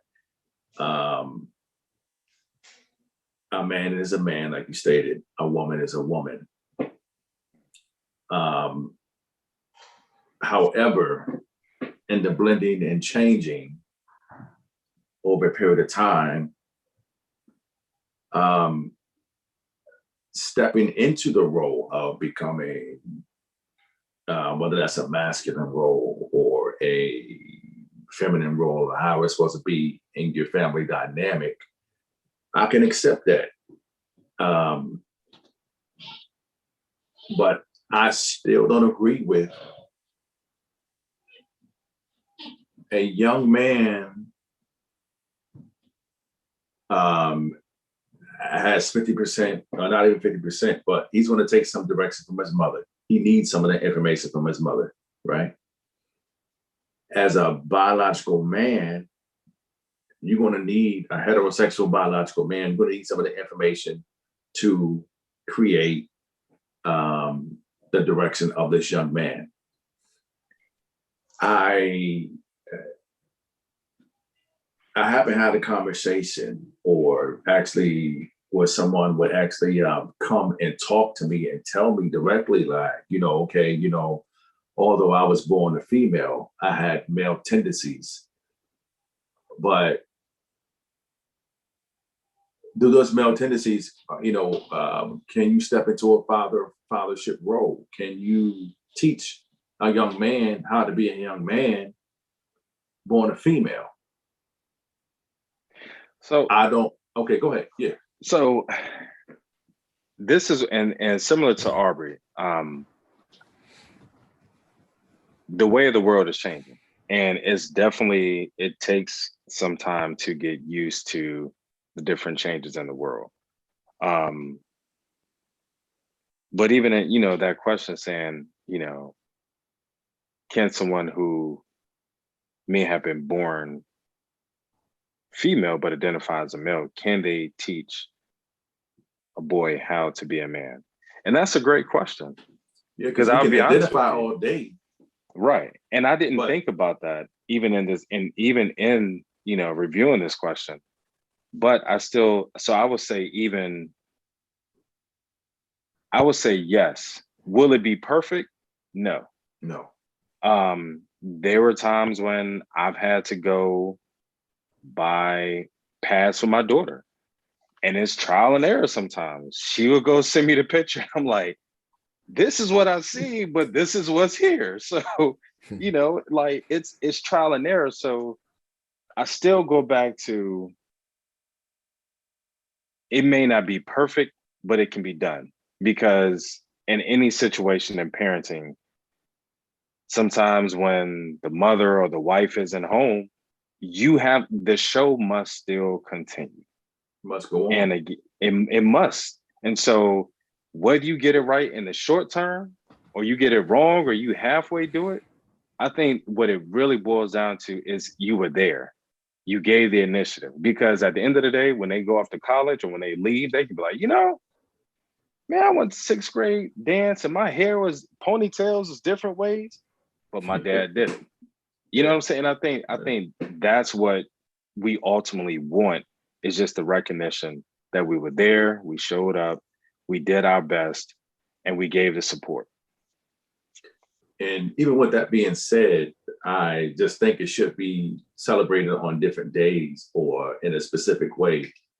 How that's going to be done, I don't know, because that hasn't been brought to the forefront yet on how we're to celebrate and merge those days. And I know families and things out there exist. You know, you have partners of people who were heterosexual. I mean, you know, they were male and female. Then you had children.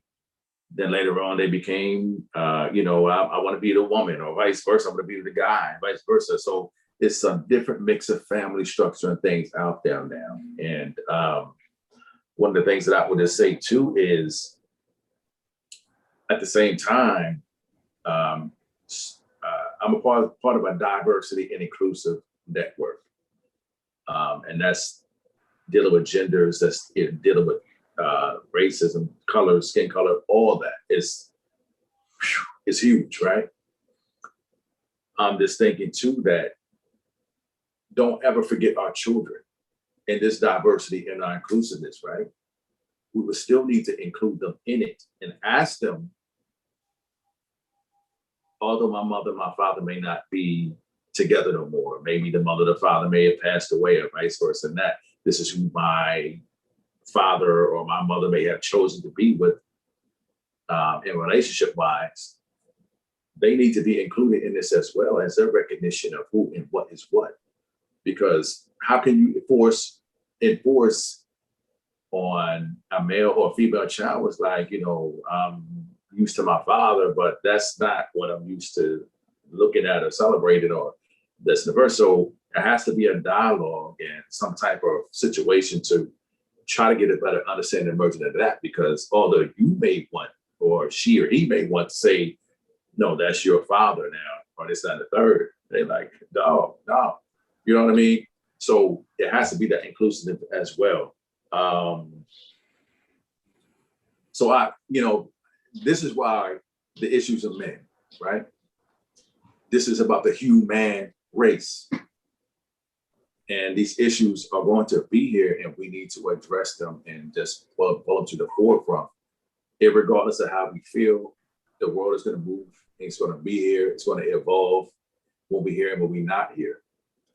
But this is one of the reasons why I'm glad that, you know, we had this conversation this evening in regards to Father's Day, in regards to who gets recognized on Father's Day and just our perceptions of how this was when we were younger, when we were older, and the importance of having our genealogy, understanding what our family tree was, or some of the things that our mothers and fathers things have experienced to make us better, or it can make us worse, depending on, you know, our awareness and how we deal with it. Gentlemen, I definitely appreciate you for being here this evening. And if there's anything that you want to share about yourself or about this concept tonight that we discussed, bring it to the forefront, make it known. And but by the time you finish, just be sure to leave a little bit about yourself, where they can reach you in regards to your professions and what you do. Well, I'll just jump on here real quick, and I'll just say I appreciate Chris, you having me on, Maurice and Aubrey. You guys have shared some enlightened information with me that I can take with me tonight as I go on. And Chris, I appreciate you, man. I like what you're doing. I like your podcast. You're doing great things. Thank you for having me on. I'm actually a YouTuber, I guess you could say. I do that just on the spare time I have. I do it every once in a while, but you can catch me on YouTube at William Allen Sports Talk. It's a Sports Talk Unplugged. It's the name of my show. So if you got time, like, subscribe to my channel. And I'd love to hear your comments, anything you have to say about anything. If any team, anybody want me to talk about, I don't know if you guys are Washington Redskins fans, or I don't know about the Boston scene, or you know Tampa Bay, Tom Brady or whatnot. I know our cousin Rodney is a San Francisco 49ers fan, but just let me say this, man. I'm really happy to be on here with you guys, man. I appreciate you. Hope you guys enjoy your Father's Day. Yes, sir. And same to you. And William, he's very talented at what he does, and he's hilarious. But he definitely brings the information and William's perception in his life. I love it. Thank you. Thank you.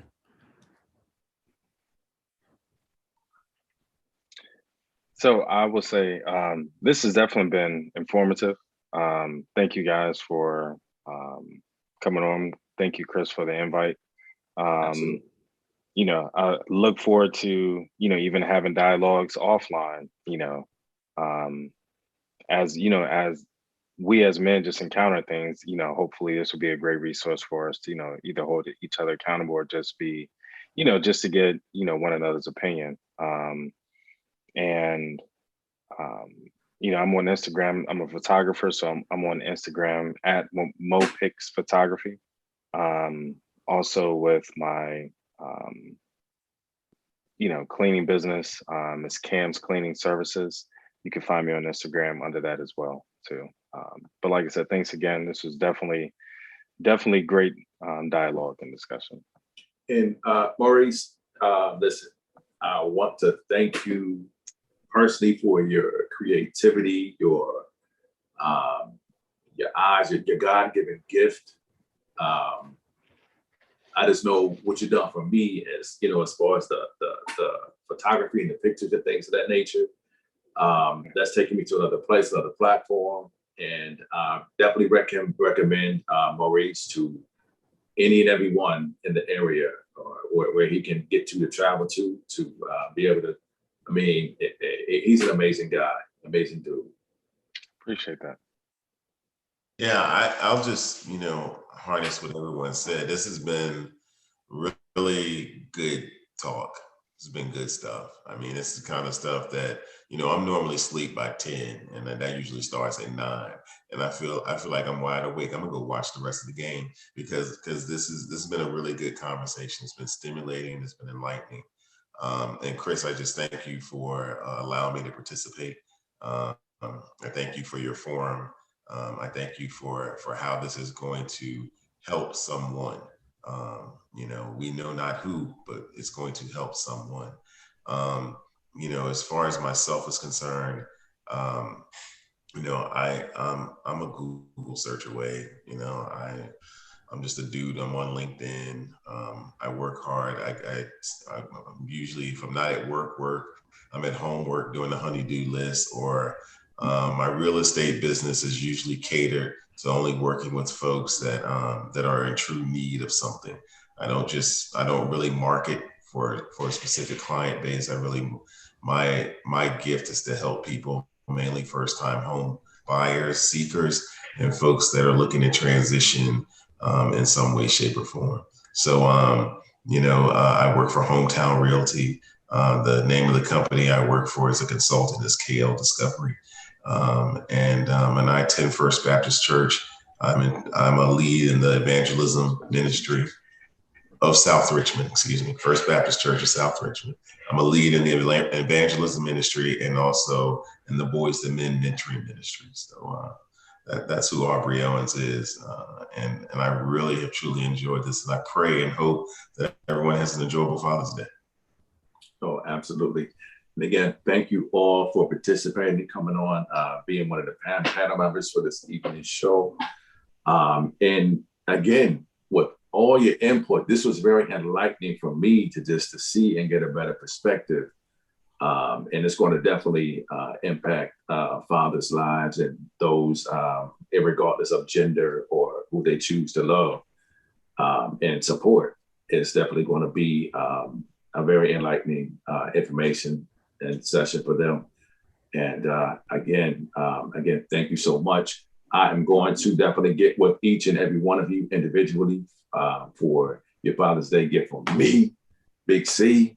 You know what I'm saying? So, and we're going to talk about what that is, and we're going to definitely move forward. And again, I love your input, and definitely from some diverse backgrounds and experience, and just being transparency, being you as individuals, individual males, and again, I love I will continue to support you all in everything that you do.